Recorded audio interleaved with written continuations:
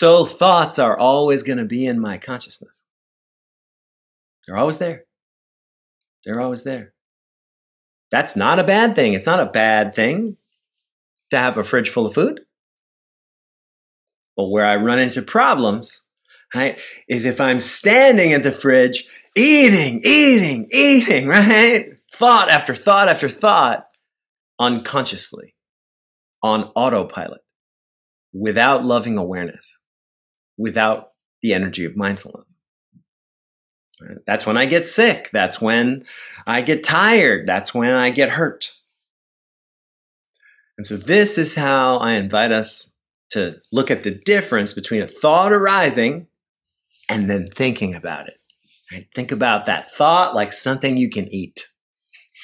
And if you start chewing on it, if you start swallowing it, if you start stuffing it into your face, worrying it in your hands, then it goes, it makes that transition from just being a neutral thought that arises, that will come and go, to something that you're actively thinking about.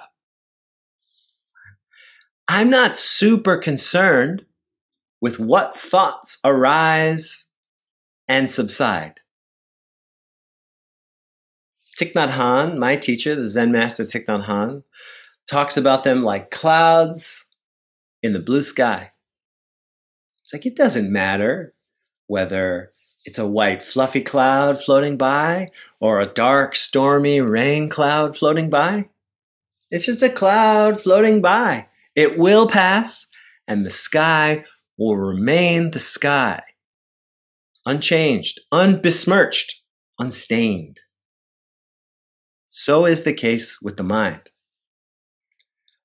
If we allow them to, the thoughts will just often just float by. There's so many of them. Modern neuroscientists estimate that we may be having upwards of 60,000 mental events a day. 60,000 thoughts. So most of them are just floating on by, It's not a problem. They don't change the sky of our mind. Right? They just go. When we run into problems is when we start chewing on them, right?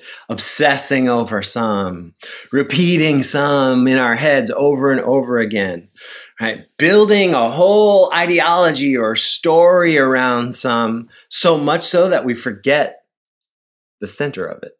We don't even know why we hold these beliefs. Because they're built on old thoughts, that are built on old thoughts, that are built on old thoughts, and they're so old, and we've thought them so many times that suddenly we get confused and we start to think that they are reality. Right? We start telling people, no, that's the truth. As if the truth is something that doesn't change. As if the truth is something that can be contained in a few words I have in my mind.